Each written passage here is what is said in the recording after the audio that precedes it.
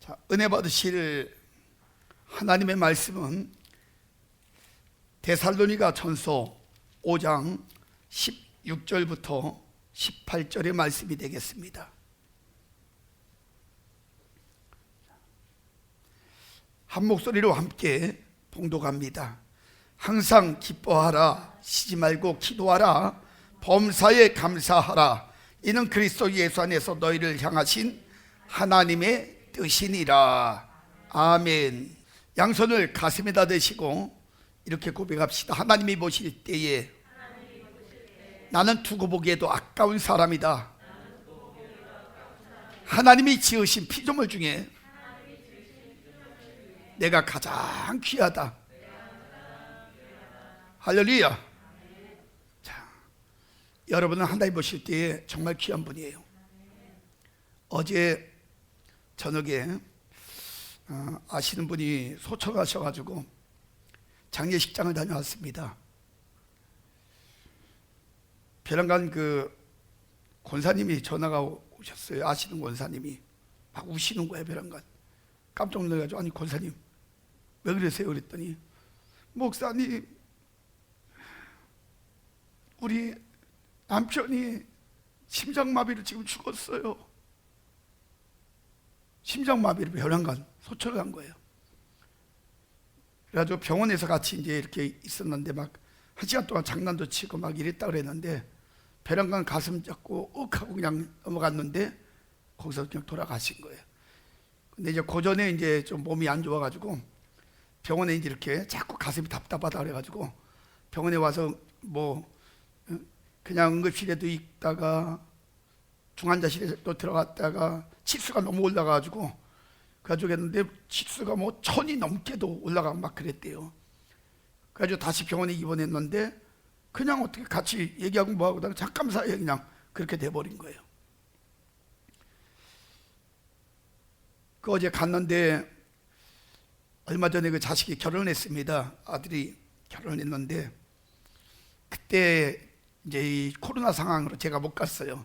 한번 보고 싶었는데 그분은 제가 평생을 살아가면서 잊혀지지 않는 분 중에 한 분이에요. 왜냐하면 제가 처음에 개척을 했을 때 저희 교회가 매 저녁 집회를 했습니다. 그래가지고 교회가 막 부흥이 되면서 막 불이 진짜 성령의 불이 막 임할 때에 엄청난 기적이 있고 막 그럴 때에 이분이 어느 날 갑자기 술이 만취가 돼가지고 밤에 찾아오셨어요. 그래서 벼랑간 막 이렇게 오셨는데 느낌이 섬찟한 느낌이 있더라고. 그래서 이상하다 그래가지고 왜 술을 먹고 왔을까 해서 보니까 뒷주머니에 뭐가 딱 있는데 보니까 칼을 갖고 온 거야. 그래서 제가 그걸 알고 한참 제가 몸이 빠를 때라 뒷주머니에서 칼을 뺐어요. 빼가지고 갖고 들어오고, 그분은 그러고 들어오라고. 가지고 앉아가지고 왜 이런 걸 갖고 왔냐. 그리고 이제 여러 가지 이야기를 했었어요. 그때는 그분이 이제 집사님이셨는데 권사님이 가게를 하고 있었어요. 우리 교회에서 얼마 안 떨어진 곳에 이제 그 가게를 하고 있었는데 툭 하면 없어지는 거야. 이분이 어딜 가는지. 그러니까 남편은 이제 여러 가지 뭐를 하다가 돈도 많이 날려먹고 막 한참 힘들 때인데 이분이 막 아무리 찾아도 없으니까 화가 나서 돌아보니까 이게 분명히 교회 갔을 것 같다고. 그때 제가 또 젊었잖아요. 한참 또 팔팔거리고 막 뛸 때고 막 역사가 일어나고 막 그때 한참 붕이 되고 막 그럴 때니까 우리가 또 매일 저녁 집회를 하고 막 이러니까 교회 갔을 거라고. 그리고 이 교회에 미쳤다고, 젊은 목사한테 미쳤다고 이렇게 생각하고 죽이겠다고 칼을 들고 온 거예요.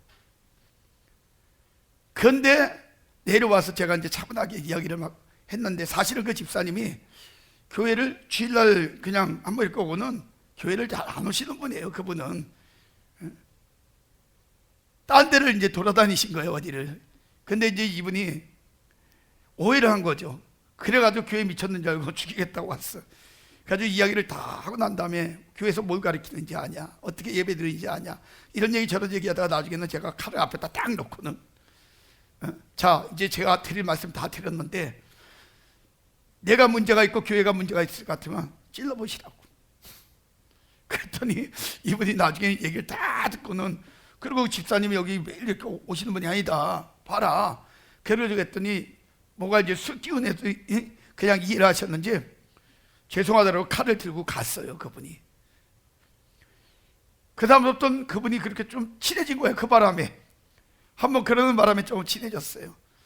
한 번은 이제 또 사고가 났는데 새벽 2시에 막 전화가 와가지고 그분이 저기 뭐 기계를 만지다가 손이 빨려 들어가면서 이 손가락 전체가 살이 완전히 다 벗겨져 버린 거예요. 뼈만 이제 남은 거죠. 막 살은 다 그냥 그 기계에 벗겨나가. 새벽 2시에 전화 와서 제가 새벽 2시에 또 거길 갔잖아요. 저 구로동을, 병원을. 그래가지고 또 가서 붙잡고 기도해주고 이러면서 그때 너무나 고마워가지고 이분이 많이 바뀌어졌어요. 변화가 되면서 막 박스로 고기를 사다 주시고 막 그랬던 분이었는데, 명절 때. 근데 세월이 참 오래됐죠. 오랜 세월 동안에 저기 했는데, 지난번에 아들 이제 결혼식 저기 하고 그랬는데 내 얘기를 좀 하셨대. 이분이 권사님이 전화가 와가지고 오 목사님 안 오시냐고, 보고 싶다고 그랬대는데 제가 못 갔어요. 그냥 축의금만 보내주고, 코로나 때문에. 그런데 그때 갔으면 마지막 얼굴이라도 볼 수 있었는데 못 본 거야. 돌아가셨어요. 어제 갔습니다. 가서 영정사진을 딱 보는데 무슨 생각이 딱 드냐면은, 야, 인생은 한순간이구나. 언제 어떻게 되는지 아무도 몰라. 우리도 마찬가지예요. 살아있다고 살아있는 게 아니에요. 우리 그 숨이 끊어지는 순간에 우리 인생은 끝나는 거예요. 우리에게 지금 호흡 주시고 생명 연장시켜 주시고 이런 환경 주시고 기회 주신 것은 하나님께서 우리를 특별히 사랑하신 하나님의 은혜라는 거예요. 이 은혜를 잊지 말라는 거예요. 하나님이 우리를 무엇인가 그래도 기회를 주시고 한 번쯤 더 쓰시고 더 귀하게 이 땅에서 삶의 흔적을 남기라고 우리에게 이렇게 하나님이 주신 사랑이란 말이에요. 하나님 우리를 보실 때 지금 어떻게 보시지 알아요? 두고 보기에도 아까운 그런 인생들도 보고 계시는 거예요. 그래서 기회 주신 거예요. 그러니까 우리가 매 순간 매 시간 살아갈 때마다 하나님 보시기에 두고 보기에도 아까운 생각을 하고 사시고 아까운 마음을 가지고 사시고 말과 행동의 삶을 사는 이런 인생들이 되시기를 주의 이름으로 축원합니다. 한 크리스찬 형제가 출장 중에 갑자기 팔다리가 심하게 저렸어요. 막 저리기 시작했고 막 굉장히 저린 거야. 그래서 이분은 무슨 생각을 했냐면, 내가 과로 때문에 그런가? 그래가지고 이제 집으로 돌아와가지고 집에서 푹 쉬면 괜찮겠지. 그리고 푹 쉬었습니다. 그런데 조금 더 나아지지가 않는 거예요. 점점 더 심해지는 거예요. 그래서 도저히 안 되겠다 싶어가지고 병원에 가서 진찰을 해보니까 골수암이라는 도저히 믿어지지 않는 결과가 나왔어요. 다른 병원에 가가지고 진단을 또 받아봤습니다. 오진이 아닌가 해가지고. 그런데 역시 똑같은 결과가 나왔어요. 의사의 말에 의하면 이런 말을 합니다.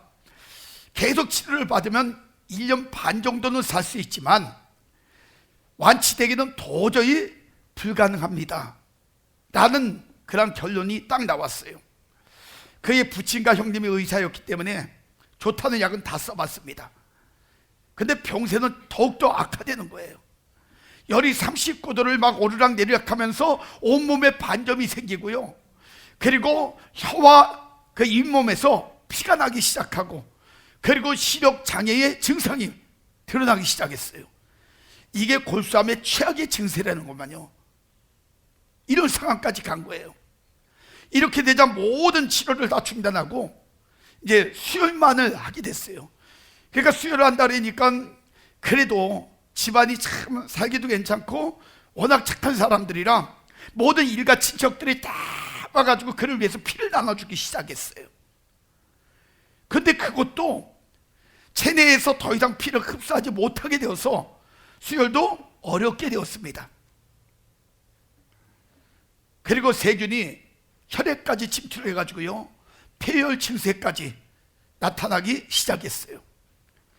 이제는 뭐 어떻게 할 수 있는 방법이 없어요. 그래서 죽을 날만 기다리고 있는 거예요.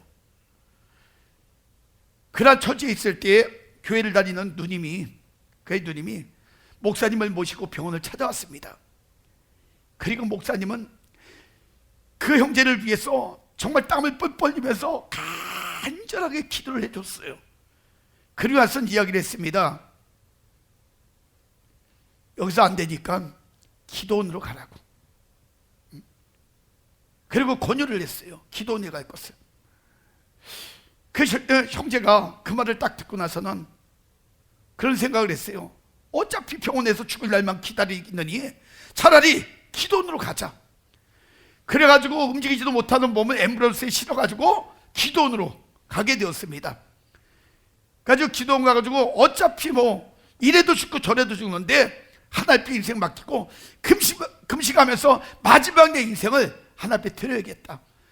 그리고 누워가지고 금식을 시작했는데 금식 시작하자마자 혼 상태에 빠져버린 거예요. 그래가지고 그 혼 상태에서 사경을 헤맸는데 사흘 동안에 40도가 넘는 그런 열이 계속해서 그의 몸에서 막, 그러니까 완전히 그냥 뭐 정신이 없는 거죠. 그런데 나흘째 되던 날 기적적으로 눈을 떴다는 거예요. 근데 그 나흘 동안 뭐 했냐? 그의 형제들, 그의 가족들이요, 세상에 나흘 동안에 그 친구, 그 형제 둘레를 탁 둘러앉아가지고 계속해서 그냥 금식하고 철회하면서 하나님 우리 아들을 살려주세요, 우리 동생을 살려주세요. 그리고 하나님 앞에 그렇게 눈물로 기도했다는 거예요. 살려달라고. 하나님께서는요 이들의 기도를 들어주셨어요. 그는 완전히 의식을 회복했고요, 올지 되는 날에는 혼자 일어나가지고요 걸을 수 있게 되었다는 거예요. 그리고 며칠 후에 그가 기도원에서 내려와가지고 그러나서는 병원을 찾아갔는데 세상의 병원에서요 정상이래요. 홀수함이 다 사라진 거예요. 할렐루야. 여러분, 기적이 일어났어요. 제가 그분의 그 간증을 이렇게 써놓은 걸 보면서 우리 하나님 정말 위대하시다. 내가 오직 했으면 그걸 딱 읽고 나서는 뒤에 끝났을 때 뭐라고 고백했는지 알아요? 할렐루야 그랬어요. 제가 왜? 하나님이 살아계시구나. 그래요, 기도에는 이와 같이 위대한 힘이 있습니다. 우리가 낙심하지 않고 하나님을 향하여 간절히 기도 드릴 때에 마귀의 진이 무너지고 하늘의 문이 열리는 줄을 믿으시기 바랍니다. 그래서 성경은 우리에게 말씀합니다. 이사야 59장 1, 2절에 여호와의 손이 짧아 구었지 못하심도 아니요 귀가 둔하여 듣지 못하심도 아니라 오직 너희의 죄악이 너희와 너희 하나님 사이를 내었고 너희 죄가 그 얼굴을 가리워서 너희를 듣지 않으시게 하매니, 이렇게 말씀하고 있어요. 여러분 깨달아야 될 게 있습니다. 인생의 수많은 문제를 해결하지 못하는 이유는 죄 때문이라는 거예요. 하나님이 역사하지 않기 때문이라는 거예요. 그래서 기도는 죄의 가림막을 걷어내는 그런 능력과 은혜가 있고요, 하나님과의 사이를 회복시키는 그런 영적 다리가 됨을 여러분 깨달으셔야 된다는 거예요. 이런 죄의 문제가 해결되면요, 요한복음 14장 13절 14절을 말씀합니다. 너희가 내 이름으로 무엇을 구하든지 내가 시행하리니 이는 아버지로 하여금 아들을 인하여 영광을 얻으시게 하려 함이라. 내 이름으로 무엇이든지 내게 구하면 내가 시행하리라. 그리고 마가복음 11장 24절도 말씀합니다. 그러므로 내가 너희에게 말하노니 무엇이든지 기도하고 구하는 것은 받은 줄로 믿으라. 그리하면 너희에게 그대로 되리라. 할렐루야. 제가 1979년 10월에 불교 집안에서 교통사고로 혼수 상태에 빠졌었습니다. 피를 너무 많이 흘려가지고, 그래가지고 영혼 이탈 현상과 환상을 통해 가지고 천국과 그 지옥 체험을 하게 됐어요. 그리고 주님의 얼굴을 직접 보고 주님을 만남을 통해 가지고 주님을 믿기 시작했습니다. 근데 예수님을 믿고 제일 먼저 다가왔던 체험이 있어요. 그 체험이 뭐냐? 믿음 때문에 시작된 아픔이었습니다. 왜냐하면 지금까지 대대로 믿어왔던 종교를 버리고 새로운 종교에 개종을 했기 때문이에요.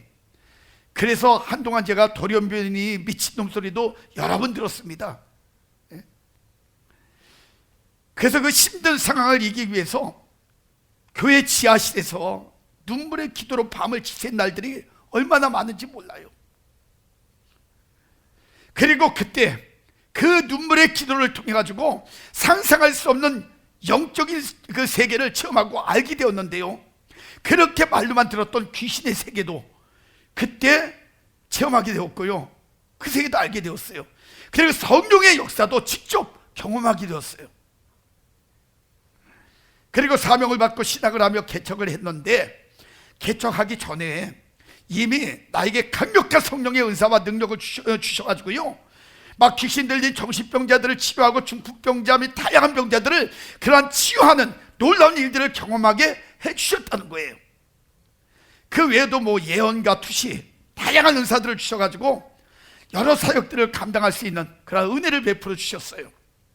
그리고 지금까지 30여 년 동안에 수많은 집회와 수많은 기적들을 통해서 하나님께 영광 돌리는 도구로 쓰임 받을 수 있었던 이유가 뭐냐? 늘 기도하는 삶을 살아왔기 때문에 그래요. 그것 때문에 지금까지 쓰시는 거예요. 지금도 하나님은 영으로 기도하는 사람들을 통해서 하나님의 일들을 이루어 가신다는 사실들을 여러분 아셔야 돼요. 그리고 말씀과 영적으로 거룩한 삶을 살아가는 기도하는 사람들을 통해 지금 이 시간에도 수많은 기적과 역사를 이루어 나가고 계신다는 사실들을 여러분 믿으시길 바랍니다. 지금까지 제가 하나님을 만나고 깨달은 중요한 진리 가운데 하나가 뭔지 아세요? 진짜 하나님의 사람이 갖춰야 될 영적 기본기 중에 하나는 바로 기도라는 거예요. 그래서 지난 시간까지 영적 기본기 첫째로 여러분들에게 기쁨에 대한 말씀을 7시간을 드렸습니다. 이제 오늘부터는요, 여러분에게 영적 기본기 두 번째로 기도에 대한 말씀을 드릴 겁니다. 왜냐하면 본문 17절에 보니까 쉬지 말고 기도하라, 이것이 너희를 향하신 하나님의 뜻이니라, 이렇게 말씀하고 계셔요. 그러니까 이 말씀은요, 우리가 하나님 앞에서 이게 바로 살아가려면 기도의 삶은 필수라는 것이에요. 왜냐하면 기도 속에는 우리의 인생의 모든 문제를 풀어주고 또 해결해주는 그러한 능력이 있기 때문입니다. 여러분, 기도하면요 어떤 역사가 일어나는지 아십니까? 제가 성경을 쭉 보다가 성경을 보면 창세기부터 계시록까지요 다 기도로 연결이 되어 있어요. 수많은 문제 속에 지금 일어나는 모든 사건들, 인간의 그 모든 살아가는 과정이 기도로 하나님과의 관계 속에서 이루어져 나가는 것이 바로 성경 창세기부터 계시록의 내용이에요. 하여간 별의별 사건이 다 거기 연결이 되어 있고 해결받고 우리가 상상할 수 없는 수많은 일들이 성경에 기록되고 있습니다. 그런데 저는 여러분들에게 이 많은 기적과 능력의 역사가 있는데 그냥 대표적인 사건 7가지만 여러분에게 말씀을 드리면서 이 기도에 관한 내용을 수많은 방법의 그 내용들을 여러분들에게 하나하나 아마 많은 시간들을 여러분들에게 말씀으로 또 선포하고 가르치게 될 거예요. 어쩌면 올 한 해는 여러분에게 영적 기본기를 잡아주다가 끝날는지도 몰라요. 주일날 설교가. 그 중에 오늘은 이제 2가지만 제가 말씀을 좀 드리려고 하는데, 첫 번째는요 한나의 기도입니다. 한나의 기도. 사무엘상 1장 20절에 보니까요, 한나가 임신하고 때가 이름에 아들을 낳아 사무엘이라 이름하였으니 이는 그 다음에 말이 중요해요. 내가 여호와께 그를 구하였다 함이더라. 한나가 아들을 얻는데 뭐 했다고요? 기도했다고요. 기도로 이 사무엘을 얻었다는 거예요 지금. 그래서 여러분 그 사무엘의 어머니가 누구냐? 한나예요. 사무엘은요 엘리 제사장의 뒤를 이어서 이스라엘의 제사장이요 또 사사로 한 시대에 하나님께 크게 쓰임받은 사람입니다. 근데 이 사무엘의 어머니 한나는요 누구냐면 레위 지파의 족장 중에 한 사람이 누가 있냐면 여로함이라는 사람이 있어요. 레위 지파의 족장 중에 한 사람이 여로함. 그 여로함의 아들이 누구냐면 엘가나입니다. 근데 그 엘가나에게는 두 아내가 있었어요.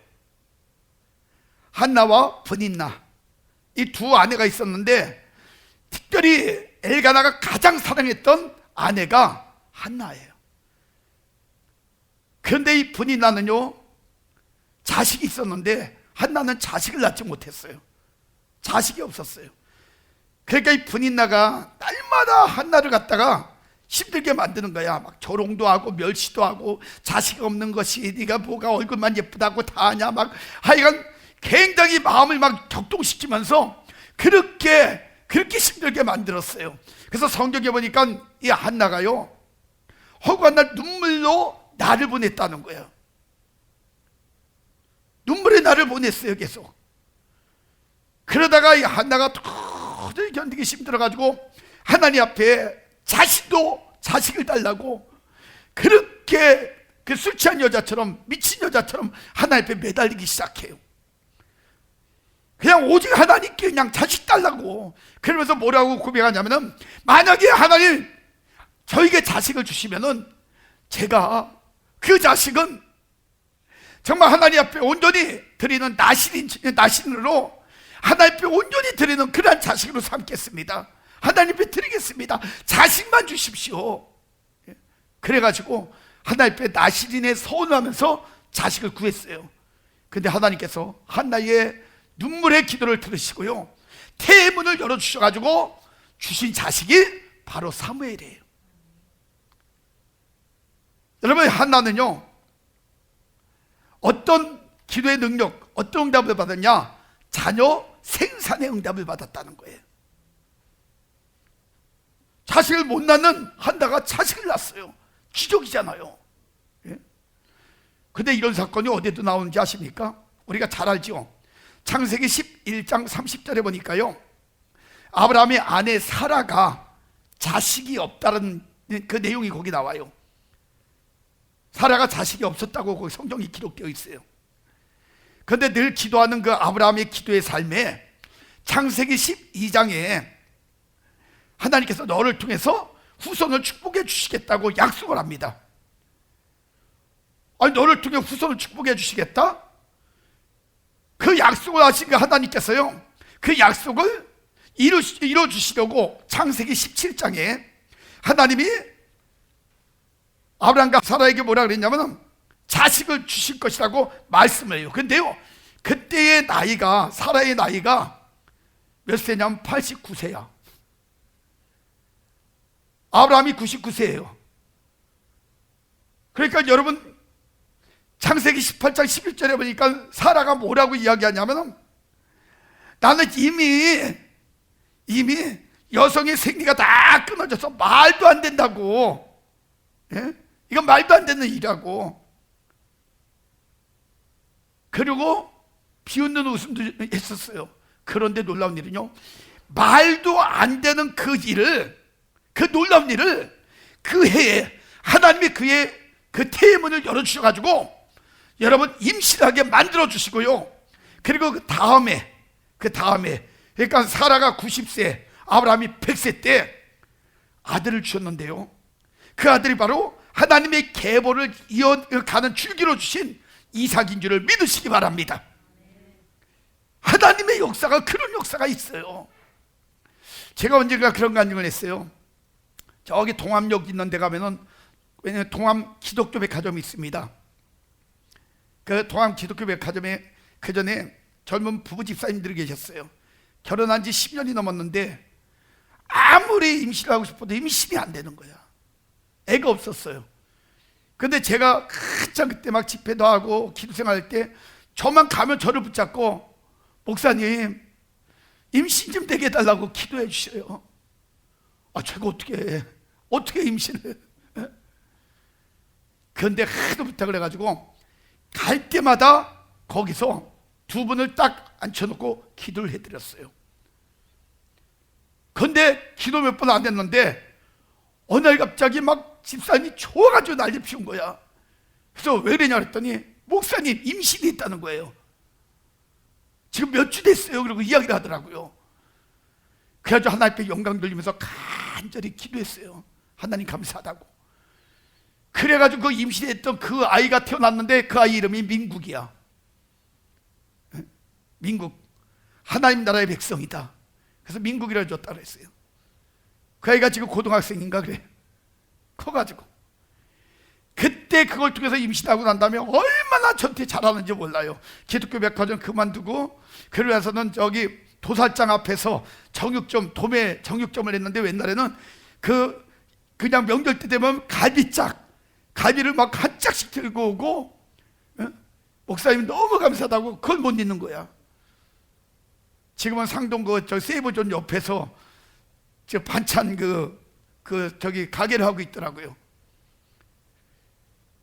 하나님께서 그렇게 역사하시더라고. 제가 그때 깨달았습니다. 여러분, 하나님은 지금도요, 닫혀있는 것, 묶여있는 것, 얽혀있는 인생의 모든 문제를 열어주시고 끊어주시고 풀어주셔서 우리 인간이 할 수 없는 수많은 일들을 오늘 하나님이 하셨다는 사실을 드러내시는데 어떤 사람을 사용하시느냐? 말씀에 순종하며 기도하는 자를 사용해 주신 줄을 믿으시기 바랍니다. 그 다음에 두 번째는요, 야곱의 기도예요. 야곱의 기도. 창세기 28장 21절 말씀 보니까 내가 평안히 아버지 집으로 돌아가게 하시오면 여호와께서 나의 하나님이 되실 것이요.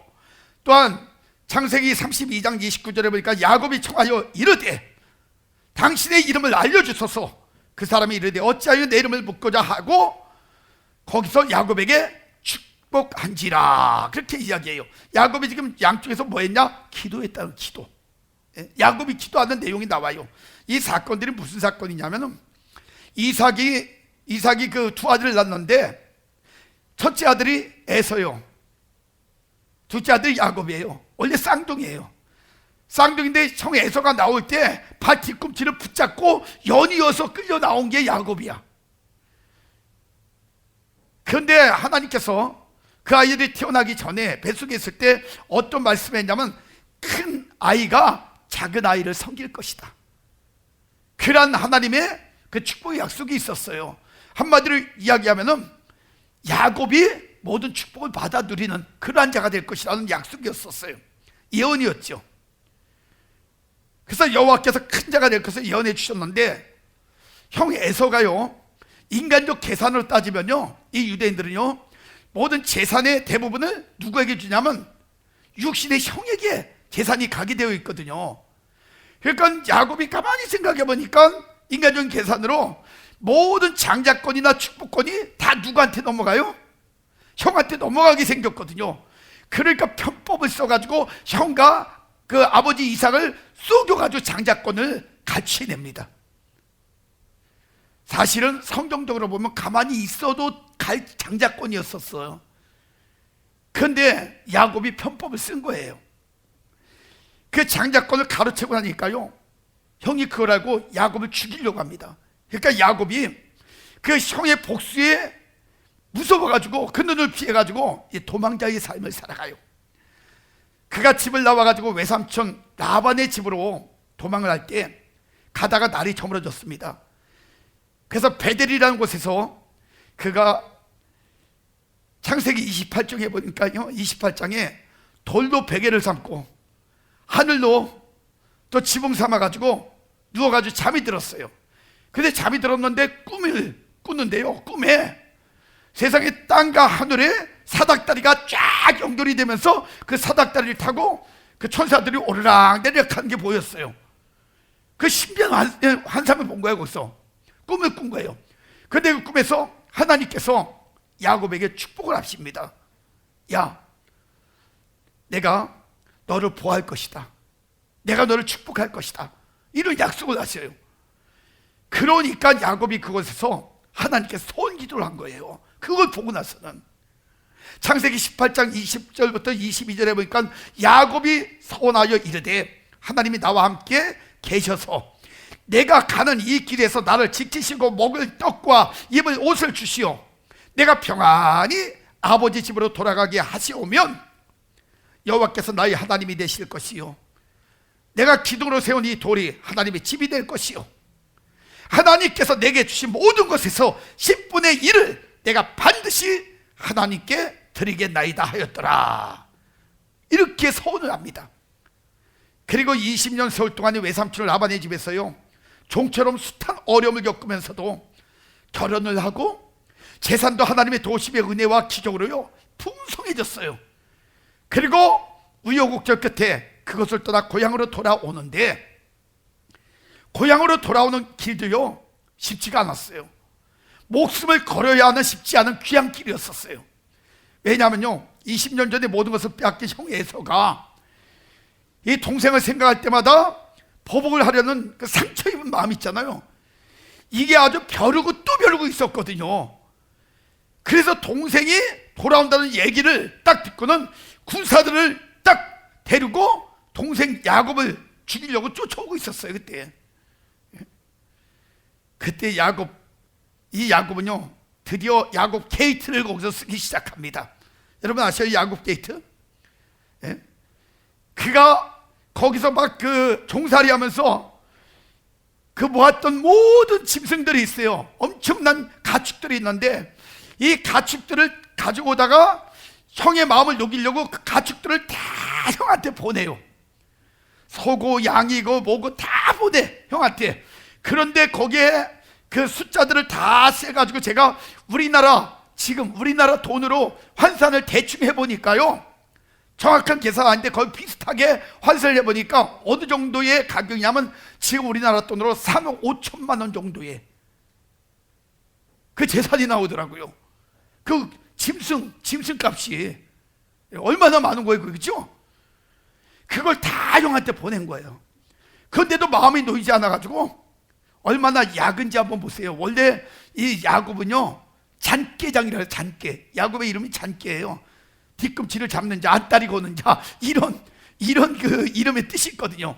얼마나 머리를 쓰는지 자기 자식하고 철을 먼저 보내는 거예요. 자기 형한테 녹이려고. 왜냐하면 제수씨잖아요. 조카들이잖아. 그래서 제수씨하고 조카를 보면 마음이 좀 녹을까봐 먼저 딱 보내놓고 자기만 남는 거야. 야복강가에 있었어요. 안 가고. 왜냐? 저기서 일이 틀어지면 도망치려고. 혼자만. 이런 사람이 야곱이야. 예? 그래서 다 보내놓고 혼자 야복강가에서 조용히 하나님에서 묵상하면서 그러고 있는데 기도 중에 천사를 거기서 만나게 돼요. 영적으로. 그래서 천사와의 싸움이 벌어지기 시작해요. 기도 싸움이. 강력한 영적 전쟁의 싸움이 거기서 벌어지기 시작하는데 얼마나 흩어지는 투쟁의 싸움이 있었는지 강력한 싸움에서 하나님께서 이 야곱이 아마 그래서 하나님 환도뼈를 치신 것 같아. 고집을 안 꺾어요. 고집도 안 꺾고 인간적인 생각과 마음과 주장이 너무 강한 거야. 그리고 끝까지 마음 중심에는 여차하면 도망가겠다라는, 자기 혼자 튀겠다는 이런 마음 중심을 하나님 보신 것 같아요. 그래가지고 네가 인간적인 방법의 모든 것들을 내가 못하게 만들겠다 그래가지고 환도뼈를 쳐가지고 쩔뚝발이 만들어 놓은 거예요.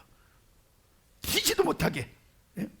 쩔뚝발이가 딱 되고 나니까 더 이상 이제 야곱이 이러지도 못하고 저러지도 못한 상황 되니까 그래 어차피 이팔사판이다. 내가 하나님 안에서 이 축복을 받지 않으면 이 문제 해결받지 못하면 더 이상 길이 없다는 걸 알고요 사생결단의 기도를 합니다.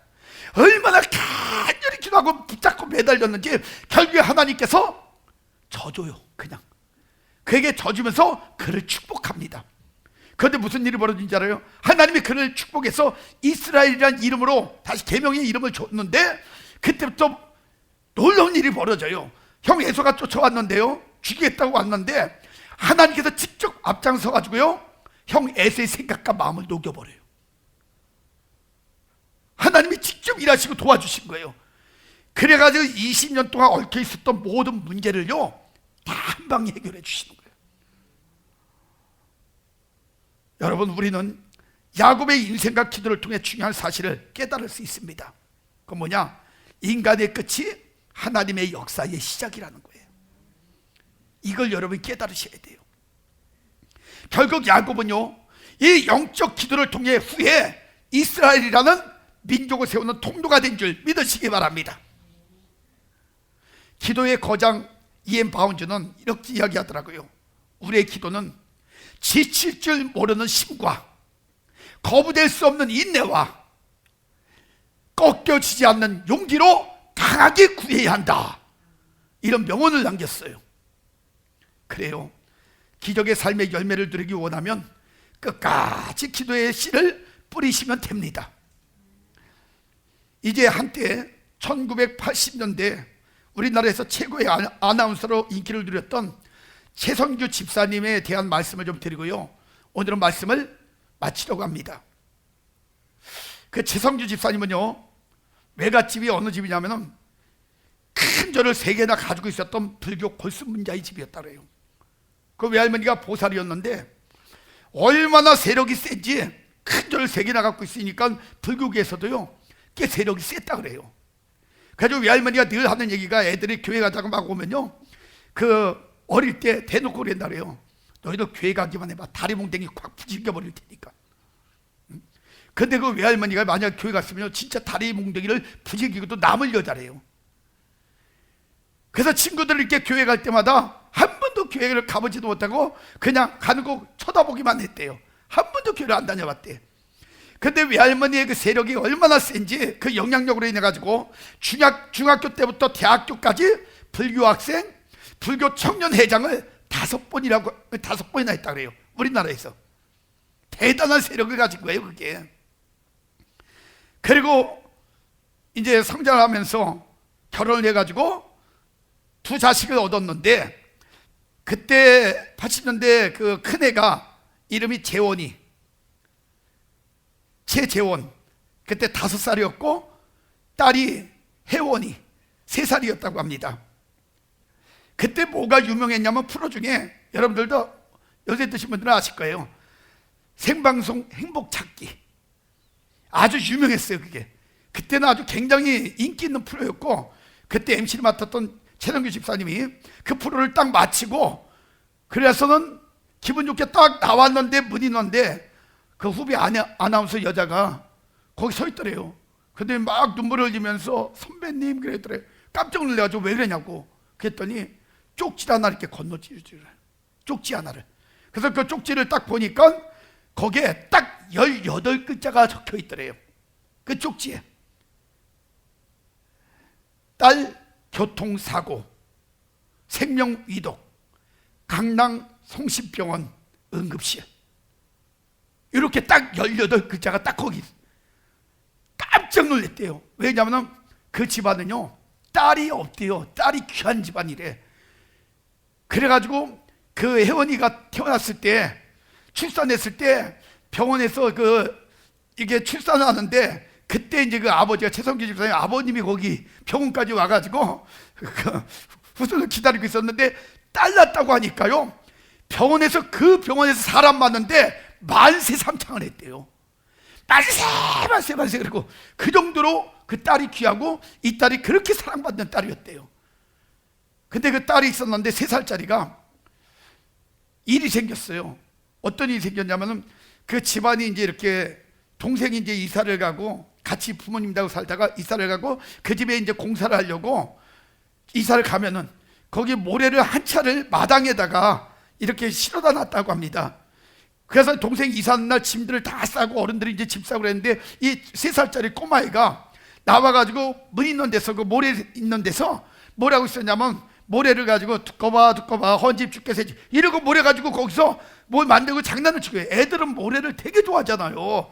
그래서 정신없이 앉아가지고 쭈그리고 앉아가지고 모래를 가지고 노는데, 그 골목이 좁아가지고 마당 안에서도 차를 돌릴 수가 없대요. 그래서 이삿짐 차가 들어오려면은 저 골목 끝에서부터 후진으로 들어와야 된다는 거야, 거기는. 그러니까 차가 2.5톤 그 타이탄이 거기서 또 후진으로 쫙 들어와가지고 뭐 있는 데까지 들어오는데 애를 못 본 거예요. 쭈그리고 앉아가지고 그거 했으니까. 그러니까 애가 차가 벼랑 가니까 하면서 이렇게 넘어갔는데 차가 이 어린아이 3살짜리 어린이의 배를 깔고 넘어가 버린 거예요. 바퀴가. 그러니까 털컹 그리고 뭐가 걸려서 넘어가니까 운전사가 밑에 뭐가 걸렸나 보다 그러고 다시 앞으로 털컹 그리고 또 뺀 거예요. 그러니까 2번을 넘어간 거야. 3살짜리 어린아이의 배 2.5톤짜리 트럭이. 그래가지고 막 피를 토하면서 여기 하니까 바로 병원으로 옮긴 거예요. 그러니까 최성규 집사님이 그 소식을 듣고 병원을 갔는데 KBS에서 그 강남 성심병원을 가려면 영등포 로타리를 돌아서 가야 되거든요. 그런데 이 영등포 로타리가요 얼마나 차들이 많은지 그 당시에는 거기를 한번 돌아서 제대로 밀리기 시작하면 빠져나가려면 1시간 정도 걸린다는 거예요. 그날따라 그렇게 차가 밀리는데 그 딸 생각에 막 눈물 콧물 흘리면서 막 그냥 거기서 어떻게 할 줄을 모르고 막 아주 숨이 터지고 미쳐버리겠대요. 그래서 처음으로 그때 하나님을 불렀다는 거야. 하나님, 내가 듣기로는 하나님은 죽은 자도 살리신다고 하는데 만약에 하나님이 살아계시다면 내 딸을 살려달라고. 내 딸을 살려달라고. 만약에 내 딸이 살면 하나님이 살아계심을 믿고 나는 평생 하나님을 위하여 살겠습니다. 그리고 손을 해버렸어요. 차를 몰고 가면서 울면서요. 그리고 병원에 도착을 딱 했는데 이미 아이는 죽었다고, 사망했다고 하얀 천으로 덮어놓은 거예요. 이 아이를. 근데 믿어지지가 않는 거야. 자기 그 예쁜 딸이, 그렇게 귀한 딸이 죽었다는 게 믿어지지가 않는 거예요. 그래가지고 그 하얀 천을 걷어내고 그 딸을 껴안고요, 세상에 복도를 1시간 동안 정신이 완전히 나가가지고 혜원아 울면서 막 그냥 복도를 왔다 갔다. 그러니까 아무도 못 건드는 거야. 왜냐면 정신 나간 사람처럼. 그러니까 이 아이를 껴안고 눈물로 막 왔다 갔다 하는 거예요. 근데 1시간 정도를 막 왔다 갔다 하다가 배령간 느낌에 이 아이가 숨을 쉬는 것 같더라는 거야. 그래가지고 의사한테 이 아이 숨 쉰다 그러니까 벌써 사망 선고 다 끝냈는데 죽은 아이인 거 알고 있는데 말이 안 되잖아요. 그러니까 지금 정신이 없어서 미쳤나 보다 이렇게 생각한 거지. 그래서 그러니까 그냥 의사들이 신경을 안 쓰더래요. 그러니까 막 쪼갰는데 느낌이 이상하게 숨을 쉬는 것 같고 입에 뭐가 막힌 것 같더래요. 그래서 어린아이 입을 이렇게 벌려가지고 손가락을 넣었는데 무슨 덩어리가 턱 걸리더래요. 물컹한 게. 그래가지고 그거를 이렇게 잡아 뺐는데 알고 보니까 이 안에서 터져서 막 피가 저기 하면서 안에서 목 있는 데서 이게 피가 덩어리가 생겨버린 거예요. 그게 굳어가지고 그걸 끄집어낸 거야. 그걸 끄집어내는 순간에 애가 푸 하고 숨을 쉬더래요. 그러니까 약간 구멍 있는 대로 숨을 쉬고 있었던 거야. 계속. 그래가지고 그때 살아났잖아요. 그 혜원이가 살았어요. 지금 건강하게 잘 살고 있대요. 예? 여러분, 최성규 집사님이 그때 그곳에서 하나님을 만나고 하나님을 믿고 하나님께 영광을 돌리며 지금은요 세상을 다 접고 오직 하나님을 위한 방송과 복음 사역만을 위해서 살아가고 있다는 거예요.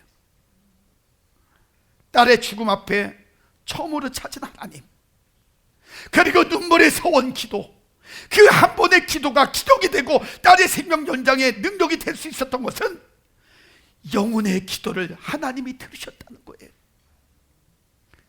여러분 아셔야 됩니다. 하나님은요 형식적인 기도에는 절대 응답 안 하셔요.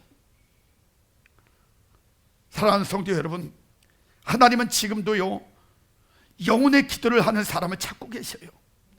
그리고 그 사람들을 통해서 이 시대적 사명을 맡기시기를 원하셔요. 그 주인공들이 바로 저와 여러분들이 되시기를 주의 이름으로 축원합니다.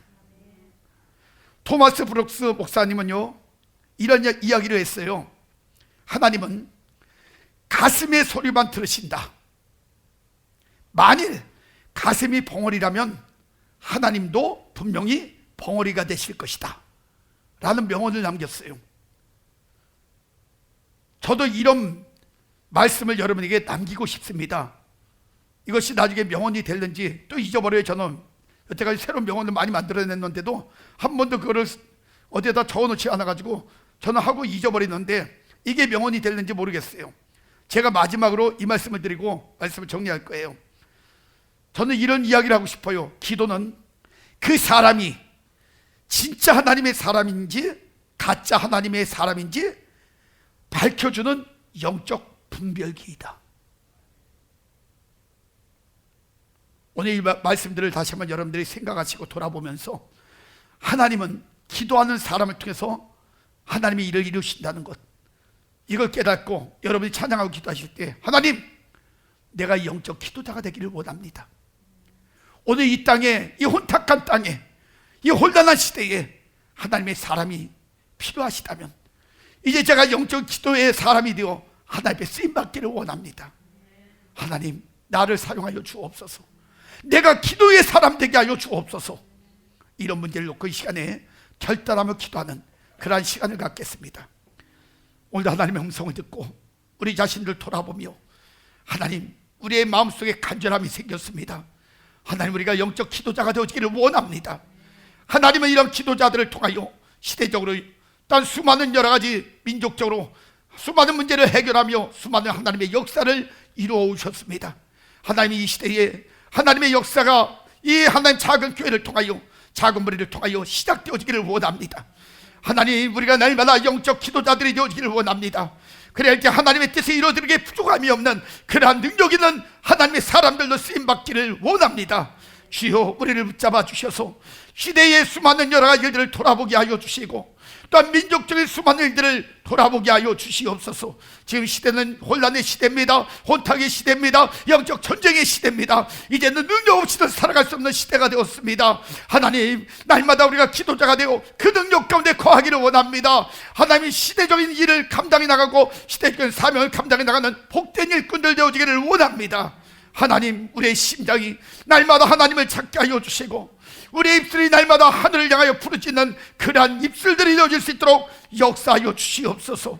하나님, 인간의 끝자락이 하나님의 역사의 시작이라고 했는데 지금 말세가 되었습니다. 끝자락입니다. 이제 하나님의 역사가 시작되어져야 되는데 하나님, 그 역사의 현장에 우리가 또한 거하게 하여 주시고 우리가 쓰임받는 은혜 있기를 원합니다. 하나님, 우리 성도님들 날마다 하나님 앞에 간구하는 그런 기도자들이 되게 하시고 하나님의 능력들을 매 시간 몇 대 체험함으로 평생 간증하며 살아갈 수 있는 아름다운 삶의 흔적이 있는 하나님의 일꾼들 되어지게 하여 주시옵소서. 이종 또한 간절히 간구합니다. 하나님, 병든 심령들이 있습니다. 주여, 그들을 긍휼히 불쌍히 여겨 주시옵소서.